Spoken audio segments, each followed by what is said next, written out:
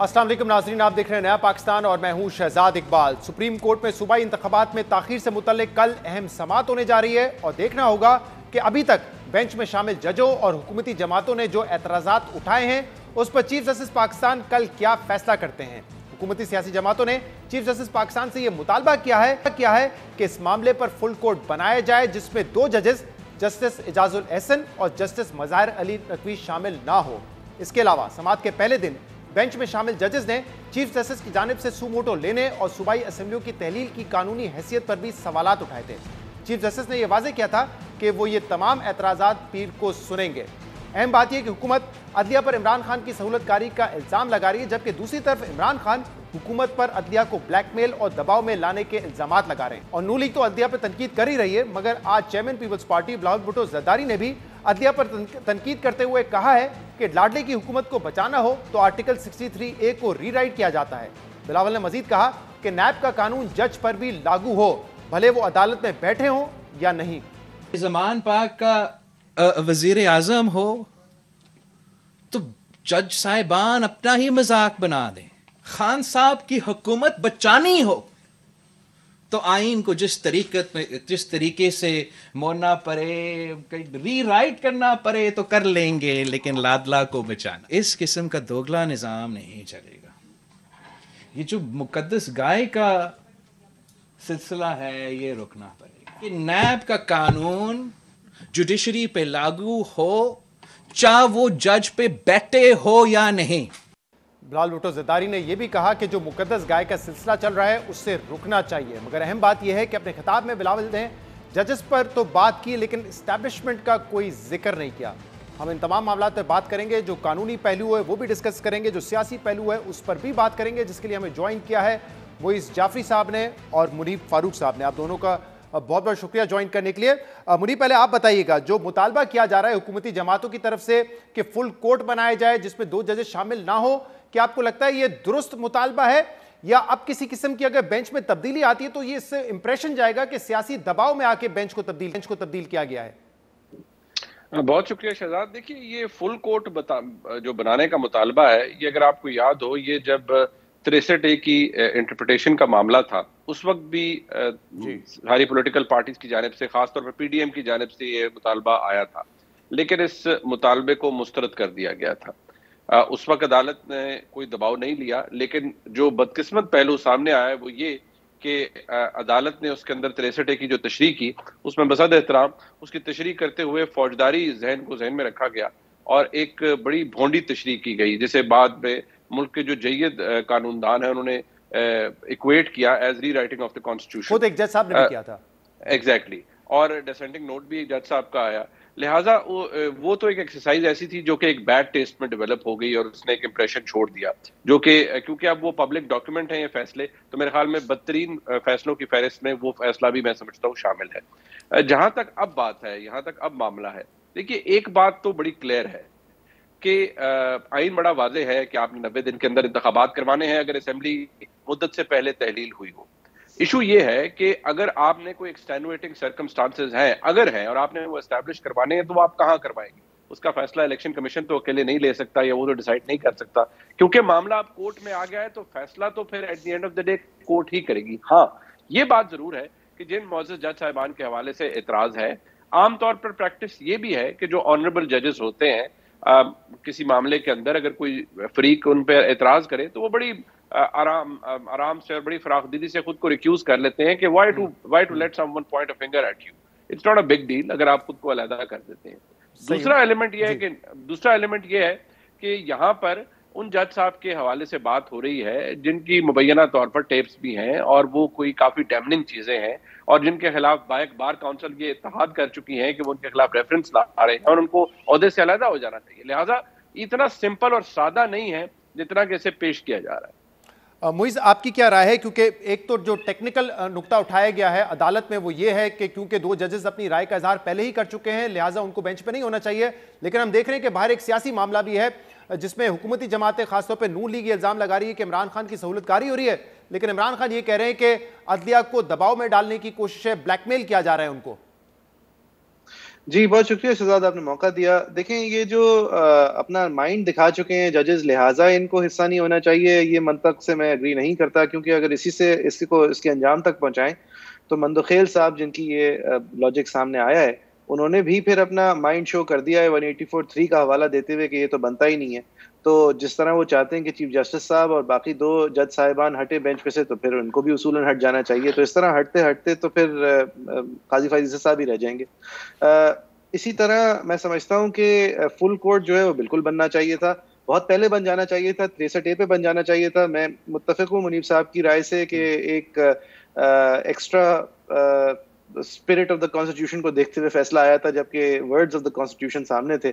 और अगर वो उस वक्त फुल कोर्ट बन जाता तो जो लॉजिकल कंक्लूजन आता उसका, वो परवेज इलाही नहीं आता, वो एक फार्स टुगेदर असेंबली नहीं आती, एक judicially interfered with political process नहीं होता, जिसके अंदर अब पॉट होल्स बहुत सारे बन चुके हैं, और शायद हम एक फितरी अंजाम तक पहुंच चुके होते इस साइकिल ऑफ गवर्नमेंट का। लेकिन अब अगर प्रेशर आ रहा है तो वो प्रेशर देखें हक बजानिब है, वो प्रेशर सिर्फ इस बेंच पे नहीं है, वो प्रेशर एक तो इस प्रेशर को की उम्मीद करते हुए ही शायद बंदयाल साहब ने रिवायत से हटते हुए जो 3 या 5 मेंबर बेंचेस फेवर हुई हैं पॉलिटिकल फैसलों के लिए, और इसके ऊपर जज वकला ने बाकायदा नंबर क्रंचिंग की है और ये बताया है कि फलां जज साहब हैं जिनको आज तक 3 सियासी मामलात, सियासत से रिलेटेड मामलात सुनने का मौका मिला है बेंच बनाकर।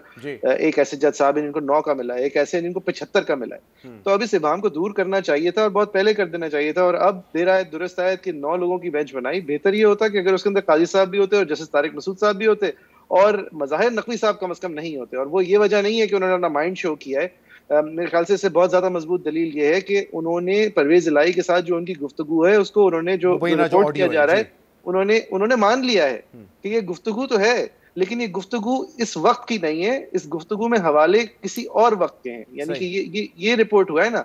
तो अगर आप इतना ही मान लें तो मेरे लिए तो यही काफी है कि आप एक सियासतदान से इस तरह के मुकालमे का एतराफ करते हैं और फिर आप एक सियासत से रिलेटेड केस से in the measure of propriety अगर मैं कहूं 1 रुपए की खुर्द-बुर्द ना हो तो भी प्रॉपर नहीं है। ये मामला आप आगे कैसे चलता देखते हैं? पहले आप ही जवाब दे दीजिएगा मुइज़ इसका, कि अभी मामला यही है कि इलेक्शन जो है 2 सूबों में वो 90 दिन के अंदर होने हैं, सिर्फ अदालत ने तय ये करना है कि तारीख का ऐलान कौन करेगा, जिम्मेदारी किसकी है, या अब आपको लगता है कि मामला थोड़ा सा फैल गया है जिसमें यह भी देखा जाएगा कि सुमोटो बनता है या नहीं बनता, 2 असेंबलियों की जो तहलील थी वो आईनी है या गैर आईनी है?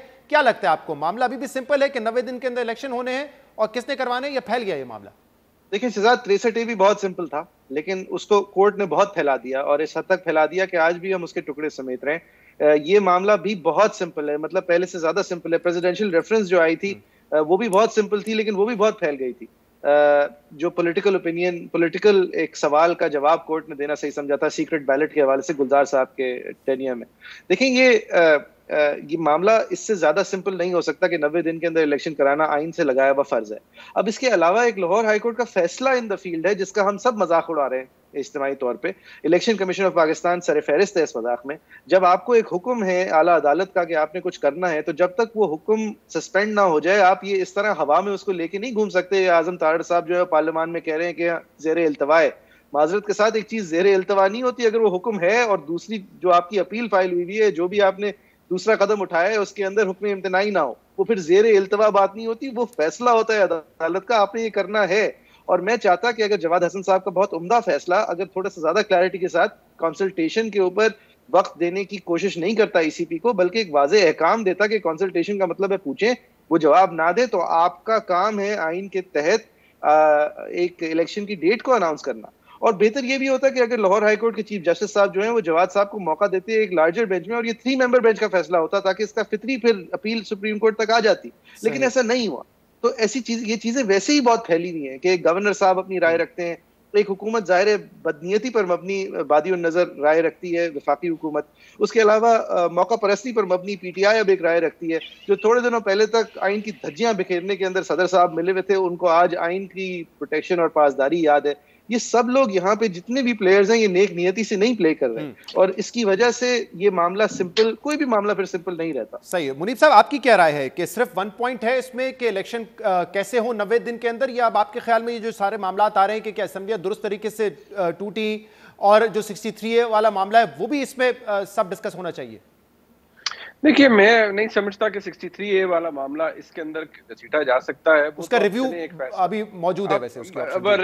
रिव्यू आपको रिव्यू के अंदर मेरे ख्याल में मोहित साहब मुझे इस बात पर बेल आउट करेंगे कि रिव्यू के अंदर स्कोप बड़ा लिमिटेड होता है, लेकिन क्योंकि ये एक इंटरप्रिटेशन का मामला है, शायद इतनी फराख दिली दिखाई जाए जज साहिबान की जानिब से कि वो अपनी गलती को तस्लीम करें, क्योंकि बंदयाल साहब मोहतरम है, चीफ जस्टिस ऑफ पाकिस्तान है, उन्होंने इस फैसले के अंदर तहरीर किया कि उनका पहला मौक़िफ़ जो उन्होंने कहीं पर दिया था पार्टी सरबराही के हवाले से, पार्टी सरबराह की ताकत के हवाले से, उसमें शायद कुछ हुक्म था, उन्होंने यहाँ पर उसको दुरुस्त किया, जो कि मेरे जैसे कम अकल आदमी के लिए तो बहरहाल समझना बड़ा मुश्किल है, लेकिन क्योंकि वो इज्जत माब है उन्होंने ये कर दिया। बदकिस्मत व्यू एक ये भी है शहजाद साहब के इफ्तिखार चौधरी साहब के बाद उस वक्त एक 3 मेंबर बेंच होता था जिसे हम ख्याल बेंच का नाम दिया गया, जिसमें खिलजी हारिफ हुसैन साहब, जवाद ख्वाजा साहब और इफ्तिखार चौधरी साहब होते थे।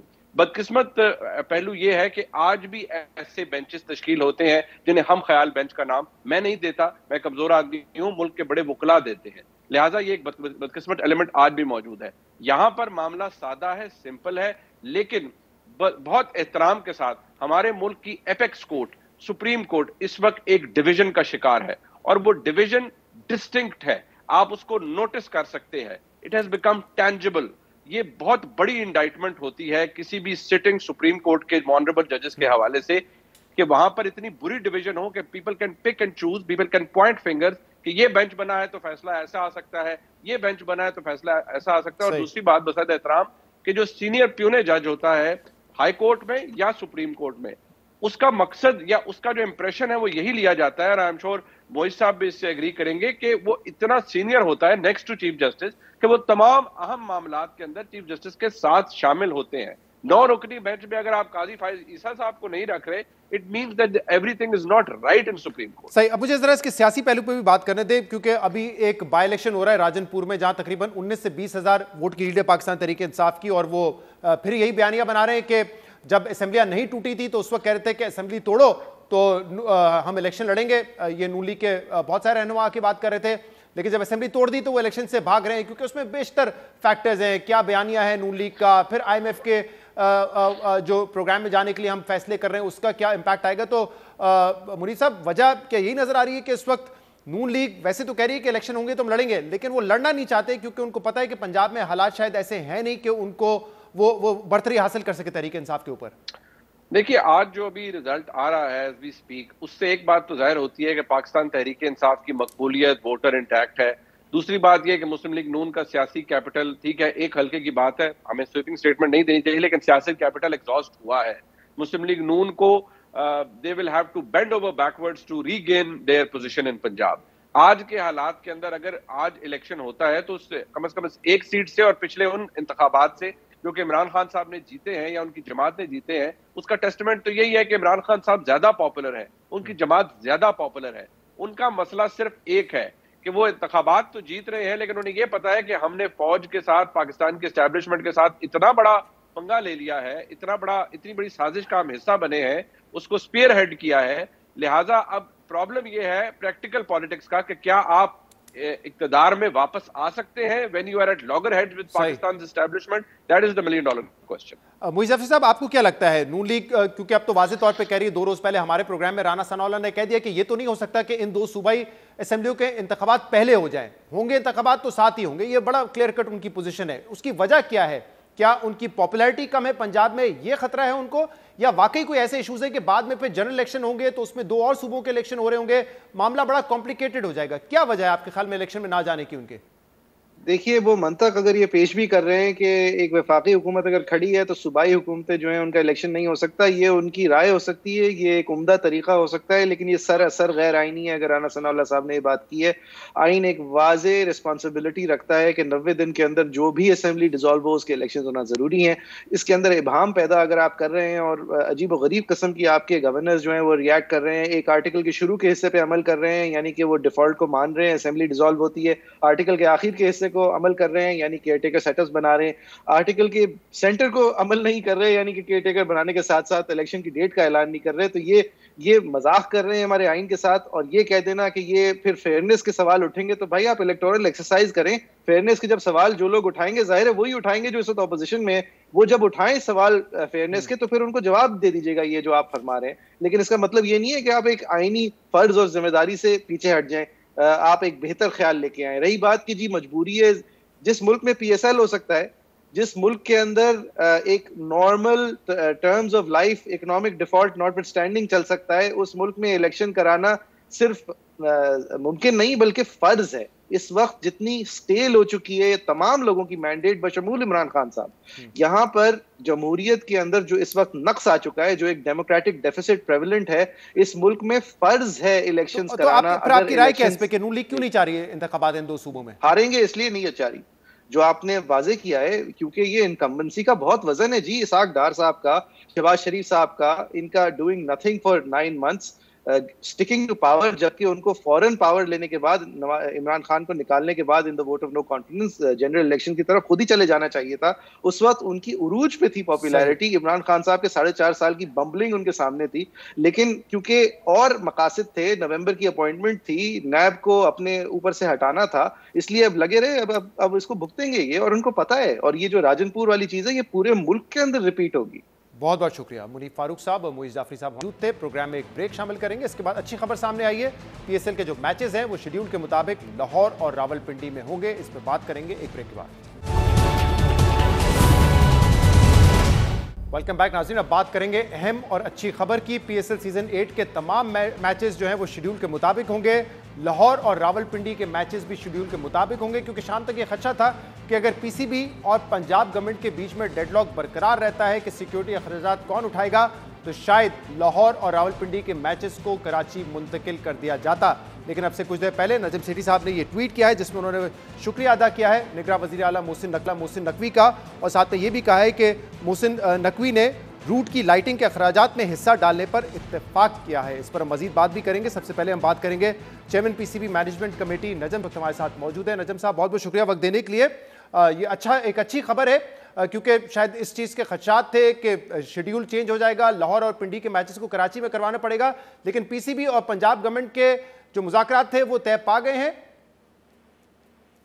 जी, तय पा गए हैं, और मैं बड़ा मशकूर हूँ चीफ मिनिस्टर मोहसिन नकवी साहब का कि उन्होंने हमारी बात कुछ मान ली, और फिर एक ऐसी सिचुएशन आई जहाँ पे हमने भी उनकी थोड़ी सी बात मान ली।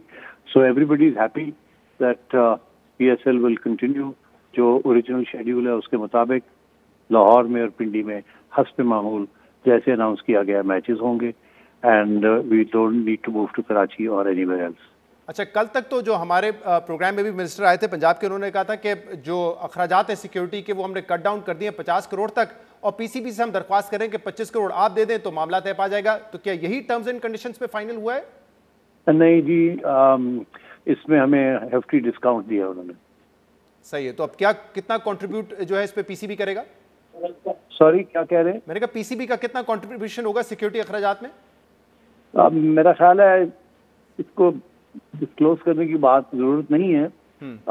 बस मैं ये जरूर कहूँगा कि we have shared the expenses, और क्योंकि ये जो लाइटिंग का मसला है ये स्पेशली क्रिटिकल है, क्योंकि कुछ ऐसे सड़कें हैं लाहौर में जहाँ फोलिए जो दरख्त बहुत ज़्यादा हैं, और वहाँ स्पेशल लाइटिंग की ज़रूरत है बिकॉज ऑफ वेरियस थ्रेट्स। तो ये उनकी पोजीशन थी, तो फिर हम but we sorted it out, और आगे का रास्ता भी जो है वो भी हमने सॉर्ट आउट कर लिया है कि अब ये तो हो गया आज का मसला, इस PSL का मसला। आगे गोइंग फॉरवर्ड ये इश्यू तो हर साल आएगा, तो उसके लिए क्या रास्ता का इख्तियार करना है वो भी बैठ के हमने तय पा लिया। सेठी साहब, जो लाइट से एक जो प्रपोजल आ रहा था पंजाब गवर्नमेंट का वो ये था कि PCB लाइट्स खरीद दे ताकि हर मरतबा ये रेंट पे पंजाब गवर्नमेंट को जो लेना पड़ता है ये मामला ही खत्म हो जाए। तो क्या इस पर इत्तेफाक हुआ है? जी, ये हम बिल्कुल एक्सप्लोर करेंगे पंजाब गवर्नमेंट के साथ मिलके। हम भी अपने वेंडर्स ढूंढेंगे, वो भी, उनके पास भी वेंडर्स हैं। इस वक्त जो रेंटल्स हैं बहुत हाई हैं, और उससे बेहतर ये है कि इसमें कुछ इन्वेस्टमेंट कर ली जाए, और मैंने उनसे ये कहा कि हम जॉइंटली इसमें इन्वेस्टमेंट कर लेते हैं, जाके ये एक जॉइंट प्रॉपर्टी हो जाए, जब आपको जरूरत हो तो आप रखें, जब हमें जरूरत हो तो you use it for us.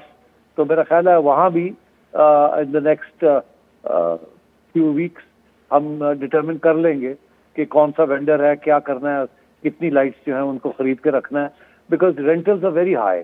क्योंकि मोनोपोली है लोगों की, तो ये बहुत हाई है रेंटल्स। तो इससे बेहतर ये है कि इस पर इन्वेस्टमेंट कर ली जाए, और मेरा ख्याल है पंजाब हुकूमत और पीसीबी मिल के कुछ इसकी तरफ ही तवज्जो देंगे। तो सेठी साहब, क्योंकि ये कहा जा रहा था कि 2014 से यही तय पाया था कि जो भी अखराजात हैं सिक्योरिटी के वो पीसीबी नहीं उठाएगा, वो सूबाई हुकूमतें उठाएंगी।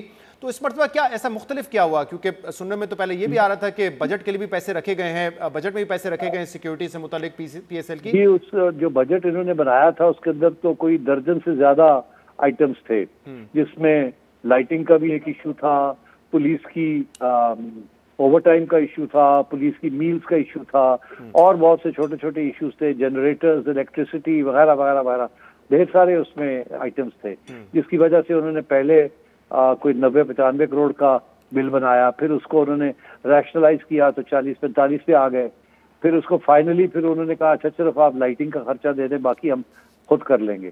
जब यहाँ तक आए तो फिर हमने कहा जी अब आपसे बात होती है, तो हम आपका लाइटिंग का खर्चा शेयर करने के लिए तैयार हैं, और क्योंकि ये हमेशा से रहेगा और हम बिल्कुल नहीं कतराते। अगर इन्वेस्टमेंट की जरूरत है तो हम लाइट्स भी खरीदने के लिए तैयार हैं, ये हमारे वैसे ही काम आएंगी। उसकी वजह यह है कि इंटरनेशनल क्रिकेट ठीक ठाक भरपूर तरीके से पाकिस्तान वापस आ रही है। अब ये खत्म होगा पीएसएल तो फिर न्यूजीलैंड की टीम आ रही है एंड सो ऑन। तो ये एक इन्वेस्टमेंट जो है ये पीसीबी करने के लिए तैयार है, और इस वक्त जो सारी रिसर्च की है पंजाब हुकूमत ने, हम अपनी रिसर्च उसके साथ मिला के और we'll put our heads together और we will find a way of procuring the lights और द कैपिटल बेसिस। तो सेठी साहब, ये कहा जा सकता है कि पिछले सालों के मुकाबले में कुछ हद तक फॉर्मूला चेंज होगा, क्योंकि अब तक तो सिक्योरिटी के सारे इंतजाम जो है वो हुकूमतें करती थी, सूबाई हुकूमतें करती थी। आई गेस जो सिक्योरिटी पर्सनल के खाने पीने के अखराजात थे वो पीसीबी देती थी, लेकिन अब क्या ये एक शर्त पे होगा आइंदा आने वाले दिनों में? और जरा दूसरे लीग्स के हवाले से भी बताएं कि वहां पे अखराजात जो है क्या लीग उठाती हैं या हुकूमतें उठाती हैं? नहीं, देखिए सिक्योरिटी के तो हमेशा जो इश्यूज हैं वो तो हुकूमतें ही करती हैं।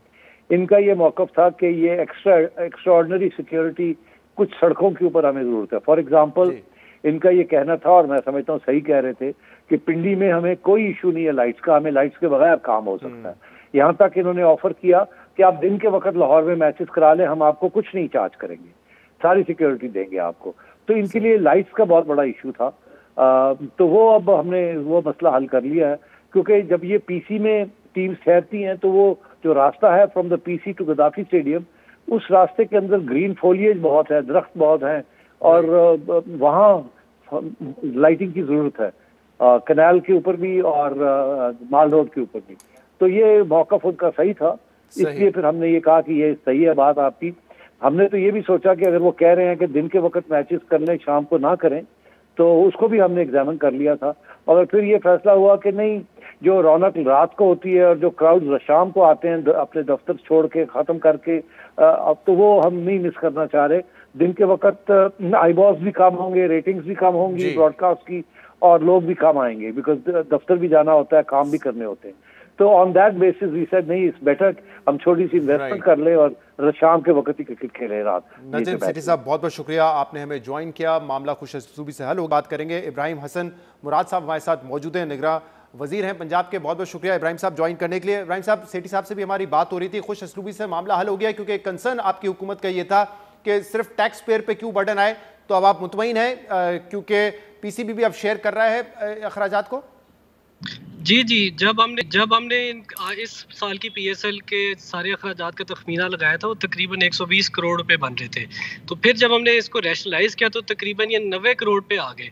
तो उसके बाद फिर हमने देखा ये कि पंजाब के ऑब्वियसली जो इन्फ्लेशन है आजकल, और उसके बाद बजटरी डिस्ट्रेस था, कि हम कुछ खर्चा जो है वो पीसीबी से कहें कि इस मुश्किल हालात वक्त में हम ऐसी कोई सेविंग करें जो हम गरीबों के लिए कुछ पैसे रख लें, और पीसीबी हमारे इस मुश्किल हालात में कंधे से कंधा मिलाए और हाथ से हाथ मिलाए, और हम कुछ ऐसा करें कि हम पीसीबी को कुछ लोड शेयर करें।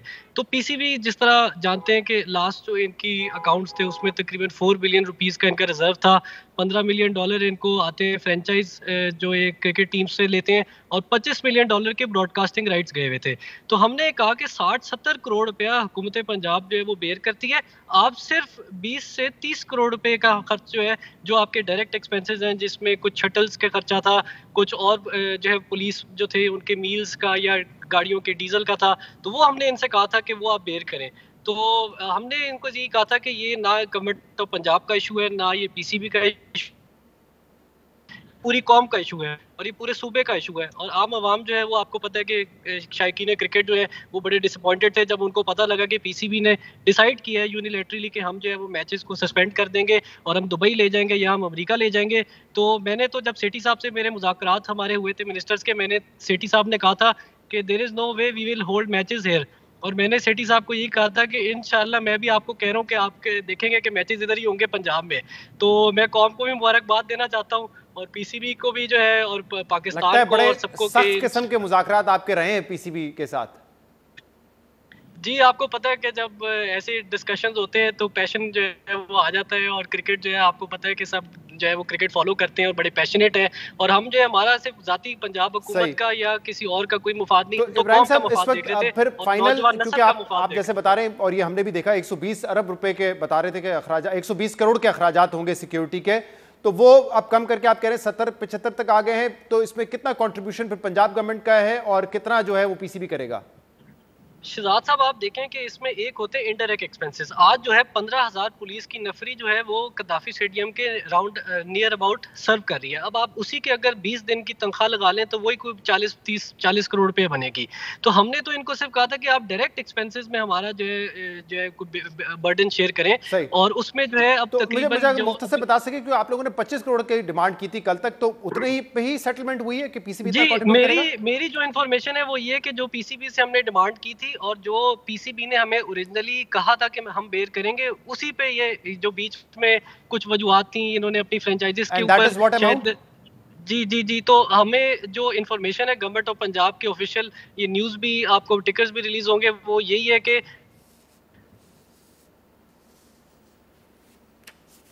है कि अच्छा गालिबन information I am not sure कि लाइट्स की क्या कॉस्ट है, लेकिन जो गवर्नमेंट ऑफ पंजाब की ओरिजिनल डिमांड थी, वी आर थैंकफुल कि पीसीबी ने समझा कि इस मुश्किल वक्त में हमारा जो है वो साथ दे। इब्राहिम हसन मुराद मौजूद थे।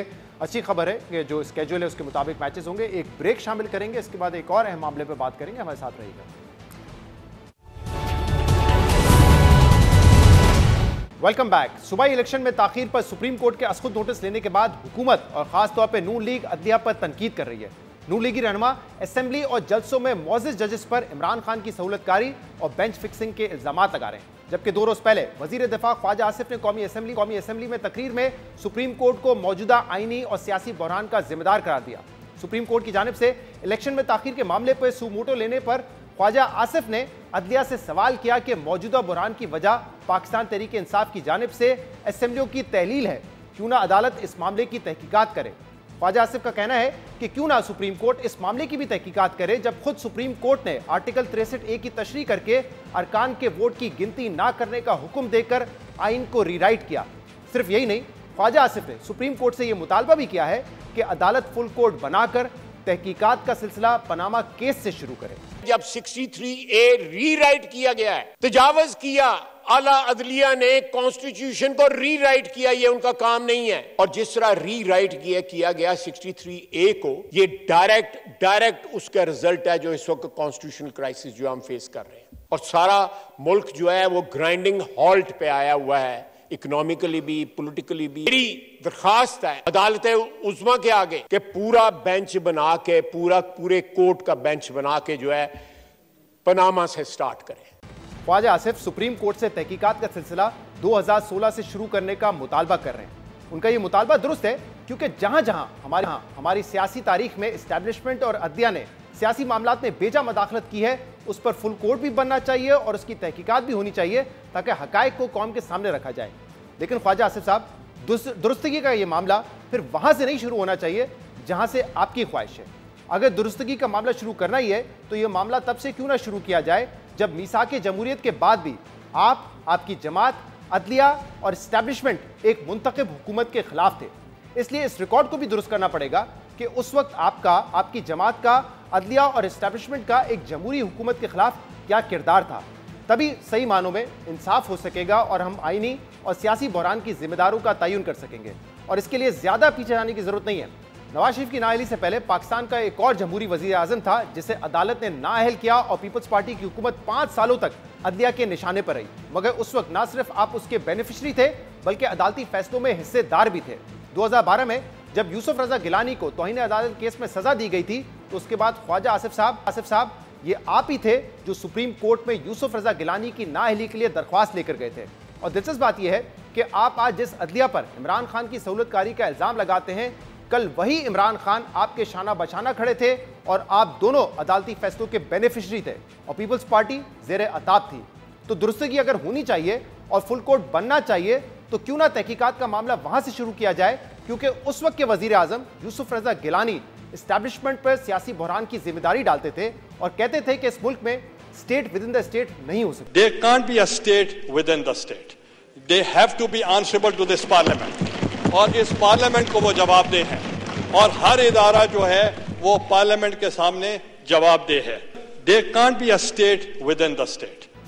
गिलानी साहब शोर मचाते रहे कि रियासत के अंदर रियासत है, मगर उस वक्त उनकी बात किसी ने ना सुनी। इसके अलावा ख्वाजा आसिफ साहब ये आपके कायद नवाज शरीफ ही थे जो मेमो गेट का मामला सुप्रीम कोर्ट लेकर गए थे, जबकि ये बात उस वक्त जबान ज़दे आम थी कि इस साजिश के पीछे उस वक्त के DGI शुजा पाशा थे। मगर आपकी दरख्वास्त पर सुप्रीम कोर्ट ने जस्टिस काजी फाइज ईसा की सरबराही में एक खसूसी अदालती कमीशन कायम किया था और उस कमीशन ने सुप्रीम कोर्ट को जो रिपोर्ट दी थी उसमें हुसैन अकानी को मेमोगेट स्कैंडल का जिम्मेदार करार देते हुए कहा था कि साबिक सफीर मुल्क से वफादार नहीं थे। तो क्यों ना तहकीकात का मामला मेमोगेट के स्कैंडल में आपकी पिटिशन से शुरू किया जाए। इसके अलावा ऐसे कई जुडिशल एक्टिविज्म के केसेस थे जिसमें आपकी जमात ने एक्टिव रोल प्ले किया।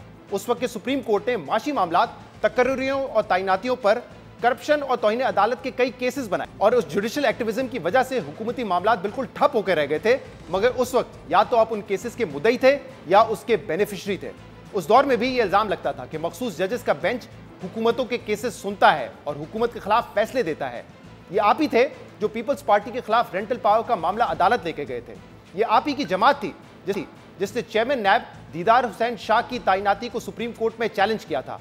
आज आपकी जमात की तरफ से असखुद नोटिस लेने पर भी तनकीद होती है, मगर जब साबिक चीफ जस्टिस इफ्तिखार चौधरी पीपल्स पार्टी हुकूमत में असखुद नोटिस लेते थे तब आपको कोई एतराज नहीं होता था। इंटरनेशनल कमीशन ऑफ जूरिस्ट की 2013 की रिपोर्ट के मुताबिक 2009 से 2011 के दरमियान यानी कि सिर्फ 2 साल में सुप्रीम कोर्ट ने 149 सुमोटो केसेस सुने थे। ख्वाजा आसिफ साहब, अब आप और आपकी जमात बेंच फिक्सिंग के इल्जामात भी लगा रही है। आपकी जमात का ये शिकवा है कि आपकी जमात से मुतल्लिक केसेस एक तरह की सोच रखने वाले जजेस के सामने लगाए जाते हैं। ये बात दुरुस्त है कि इस वक्त अदालत में जजेस के दरमियान तकसीम नजर आती है, जिसकी एक बड़ी वजह जजेस की तैनाती का मामला है। लेकिन इसकी बुनियाद उस वक्त पड़ी थी जब 2010 में आपकी जमात ने जजेस तैनाती से मुतल्लिक पार्लियामेंट को बाइख्तियार बनाने के बजाय उस वक्त के चीफ जस्टिस इफ्तिखार चौधरी का साथ दिया और 19वीं तरमीम के नतीजे में इख्तियारात पार्लियामेंट से जुडिशल कमीशन मुंतकिल कर दिए। और आपकी जमात के रहनुमाओं ने पार्लियामेंट के इख्तियार के सरेंडर पर बड़े फख्र से यह दावा किया कि 19वीं तरमीम से जजेस की तैनाती को मेरिट बेस कर दिया गया है। किसी एक शख्स के पास ये इख्तियार नहीं होना चाहिए कि वो जजों को भर्ती करे, चाहे वो सदर हैं, चाहे वज़ीर आज़म हैं, वज़ीर आला हैं, गवर्नर है या चीफ जस्टिस है। चीफ जस्टिस ऑफ पाकिस्तान उस कमीशन के चेयरमैन हों। चीफ जस्टिस के साथ साथ 2 सीनियर मोस्ट जजेस of the supreme court, law minister उसका मेंबर, अटॉर्नी जनरल उसका मेंबर, इसमें एक 7वां बंदा भी होना चाहिए। एक रिटायर्ड जज ले लेते हैं। चीफ जस्टिस के पास ये इख्तियार होना चाहिए कि वो रिटायर्ड जज को अपॉइंट करे। Criteria which we have adopted for appointment of constitutional officers, which is based on merit, transparency and institutional mechanism for selection. तो ख्वाजा आसिफ साहब, आपकी जमात ने उस वक्त जजेस की तैनाती के इस तरीक़ेकार की खुलकर हिमायत की थी, बल्कि आपके कायद नवाज शरीफ ने यह तरीक़ेकार अपनाने पर उस वक्त की हुकूमत पर दबाव डाला था, क्योंकि उस वक्त आपकी जमात बेनिफिशरी थी। मगर जब हालात तब्दील हुए और सुप्रीम कोर्ट से आपके खिलाफ फैसले आना शुरू हो गए तो नवाज शरीफ ने गलती का एहसास करते हुए यह दावा किया कि अगर नून लीग की दोबारा हुकूमत आती है तो हुकूमत जजेस की तैनाती के तरीक़ेकार को तब्दील करेगी। ख्वाजा आसिफ साहब, आपके कायद नवाज शरीफ को गलती का एहसास तो हुआ है, मगर ये एहसास बहुत देर से हुआ, और इसलिए क्यों ना तहकीकात का मामला 19वीं तरमीम की आपकी गलती से शुरू किया जाए। हमने तमाम मामला पर बात करने के लिए वजीर दिफा ख्वाजा आसिफ को प्रोग्राम में आने की दावत दी थी, मगर उन्होंने कोई जवाब नहीं दिया। आज के प्रोग्राम में इतना ही। शो से अल्लाह हाफिज़।